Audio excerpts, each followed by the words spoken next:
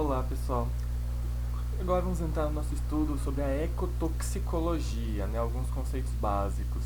Então aqui a gente vai ver hoje os conceitos que falam sobre essa ciência que envolve como os compostos químicos, né, tóxicos ou não, afetam os organismos, não só o humano, como de todos os seres vivos no geral. Por isso que é a parte eco da situação. Então, de acordo com Paracelsus, tá, o que existe que não é um veneno? Né? O que existe que não é veneno? Então ele diz que todas as coisas são venenos e não existe nada sem veneno. E que somente a dose determina o que é veneno ou não. Sabemos muito disso. Então, um medicamento, né, a gente sabe que se você tomar em pequenas concentrações, abaixo daquele necessário, não vai ter o efeito adequado. Mas se você tomar acima, pode trazer um efeito tóxico. Tá? Pode trazer problemas para o seu corpo. Né? Por isso que se fala, né, que a farmácia chama drogaria, antigamente era chamada de drogarias. Né? Qualquer substância química é assim, até nutrientes para a célula, se vier em maior concentração, dependendo da dose, se for mínima pode matar, se for máxima pode matar também. Então tudo que determina o que é veneno ou não é a dose. E qual que é a origem dos problemas quando a gente pensa na questão ambiental? O aumento populacional. Tá? Então, de acordo com a última aula que a gente estudou, a história do saneamento, a gente viu que as populações se originaram, eram nômades até que se adaptaram a um certo ambiente, se tornaram sedentárias. Com isso, houve a manipulação dos recursos hídricos, a domesticação das plantas e, consequentemente, o surgimento da agricultura. Se eu tenho agricultura, eu tenho o que? Oferta de alimento. Consequentemente, eu vou ter o aumento da população. Aumentando a população, eu vou ter um aumento da extração de recursos do ambiente e um aumento da geração de resíduos. Logo, vamos ter a poluição. Tudo bem? Lembrando que quando a população foi aumentando, elas cresceram as primeiras vilas próximos de corpos hídricos. Conforme foi crescendo, as populações foram indo mais para dentro do continente, né, se afastando desses recursos hídricos. Então, teve que canalizar rios, teve que desmatar para poder ter mais agricultura e suprir a necessidade de alimentação. E nesse quadro aqui embaixo, nesse gráfico, a gente vê o aumento populacional. Do ano 1 até o ano 1000, não teve grandes significativos aumentos. Depois do ano 1000, teve uma leve queda por causa da peste negra, especialmente na Europa, e depois aumentou, chegou em 1800 com 1 bilhão de pessoas. De 1800 a 2005 houve um crescimento exponencial, isso tende a aumentar. Mas conforme vai aumentando, a população aumenta a necessidade de recursos para suprir essa população, ao mesmo tempo que aumenta a geração de resíduos. Porém, por mais que a poluição tenha sido um problema desde o início do homem, desde que o homem se tornou sedentário, ela só se tornou um problema mundial reconhecido em 1960. Tudo começou, as denúncias ambientais começaram com esse livro, né, publicado pela Rachel Carson, chamado Silent Spring, onde ela denunciava o uso indiscriminado do DDT, o dicloro de feniltricloretano, que era um pesticida extremamente utilizado, que assim, foi a modinha dos anos 40, tinha até propaganda, a gente vê ali em cima, ó, DDT is good for me, né, bom pra mim. Se a gente olhar embaixo, as pessoas usando, liberando esse DDT na forma líquida, pulverizando sem o menor EPI, sem cuidado algum. E quais foram as consequências que essa jornalista e bióloga percebeu? Que os ovos as aves diminuíram a sua população, porque o DDT ele afeta o metabolismo do cálcio. Consequentemente, ele interfere, no caso das aves, na produção dos ovos, da casca do ovo. E, consequentemente, não tem a produção de embrião. O embrião não gera adequadamente, então você tem uma redução da taxa reprodutiva das aves.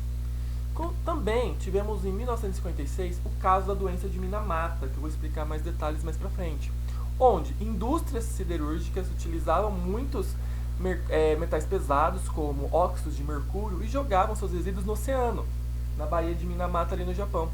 Tanto o mercúrio, quanto o cádmio, quanto o PCBs, que são as bifenilas policloradas, bioacumularam ao longo da cadeia alimentar, chegando na população. Lembrando que o Japão tem uma cultura de alimentação de recursos marinhos e trouxe vários problemas, inclusive de contextos neurológicos. Não precisamos ir longe, no Brasil, em 1996, teve a contaminação por cianotoxinas, tá? Que é uma substância natural produzida por cianobactérias.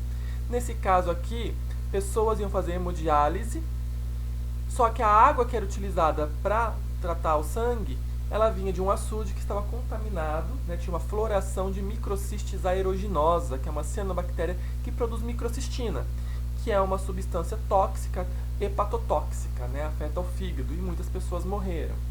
E a partir de então, tanto a cianotoxina, mas especialmente as cianobactérias, no caso microcistis, são analisadas no tratamento de água.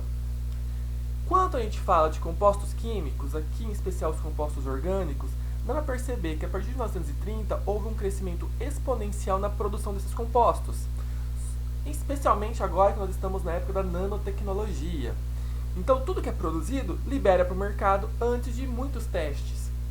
Acabam fazendo testes com células, animais, mas e as consequências ambientais? As respostas ambientais demoram anos, né, para poder ser visualizado. Então não é um teste de uma semana, de algumas horas, que vai nos dar um resultado. Então por isso que os testes toxicológicos são necessários, porque tudo que se produz vai cair no ambiente de alguma forma, e de alguma outra forma vai chegar para o humano. Dentro disso nós temos o contexto de poluição. Segundo a Lei 6.938 de 81, da Política Nacional de Meio Ambiente, poluição é a degradação da qualidade ambiental resultantes da atividades direta ou indiretamente prejudiquem a saúde, a segurança e o bem-estar da população humana, tá? O foco é humano, criem condições adversas às atividades sociais e econômicas, afetem desfavoravelmente a biota, quando a gente fala biota são todos os seres vivos, tá? Mas sabendo que ela não é o mais importante é a economia, afetam as condições estéticas ou sanitárias do meio ambiente e lancem materiais ou energia, como calor, em desacordo com os padrões ambientais estabelecidos. A população humana gera resíduos. Ela é uma civilização poluidora. A questão é quanto de poluição, como tratar essa poluição, reduzir as emissões. Esse é o contexto que deve ser analisado. E há uma diferença entre poluição e contaminação. Poluição, a gente fala quando os níveis de tal composto estão acima dos permitidos por lei. Então a lei permite 1 micrograma, tem 1,5 micrograma, aí é poluído. E a presença causa efeitos prejudiciais ao ambiente. Já a contaminação são quando os níveis estão acima dos encontrados na natureza. E a presença não causa efeitos aparentes no ambiente. Então eu coloquei exemplo aqui 2 copos de água com bolinhas vermelhas. Pensa que a bolinha vermelha é um composto químico. Uma bolinha só, se a gente ver aqui, vai causar efeito? Pensa que é um átomo de mercúrio, só um não. Tá bom? Dentro desse contexto desse copo d'água. Mas está acima do natural? Sim, então é uma contaminação. Porém, se tem vários, eu consigo perceber. Está acima dos permitidos por lei? Provavelmente. Vai trazer efeitos prejudiciais ao ambiente? Sim. Então, a gente pode dizer que a contaminação ela precede a poluição. E a ecotoxicologia? Ela é a ciência que estuda o destino e os efeitos de substâncias, tanto naturais quanto artificiais, no ambiente. Ela é uma junção da ecologia, né, que é o estudo do ambiente, dos seres vivos, das questões ambientais, junto com a toxicologia, que nada mais é o estudo dos efeitos adversos dos xenobióticos nos sistemas biológicos. Mas o foco da toxicologia é o humano. A ecotoxicologia vai o contexto completo, tanto humano quanto os demais seres vivos e até os efeitos ambientais. E o que são xenobióticos? Tá? São compostos químicos sintéticos não existentes naturalmente no ambiente, aquilo que o homem produz. Se a gente observar aqui, a ecotoxicologia ela conversa com a toxicologia ambiental. E para trabalhar com a toxicologia ambiental, tem que ter conhecimentos de bioquímica, de biologia, da fisiologia do sistema que você está trabalhando, de epidemiologia, de farmacologia para compreender as rotas, né, a cinética, a dinâmica do composto dentro do organismo, dentro da célula, legislação para saber se está dentro ou não dos parâmetros, genética, química, entre outros. Ou seja, uma ciência interdisciplinar. Quando a gente vê a cadeia de causalidade, a primeira coisa que ocorre são as emissões dos contaminantes, que podem ser por fontes pontuais ou não pontuais.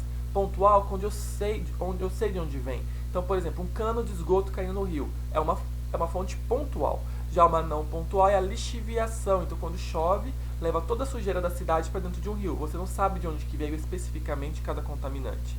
Depois que chegou no ambiente, qual vai ser o destino e o comportamento desse químico? Então ele pode ir para a atmosfera, para a hidrosfera e para a litosfera, mas pode ter, por processos físicos, transferência desse composto químico de uma esfera para outra, através de processos físicos, químicos e ou biológicos.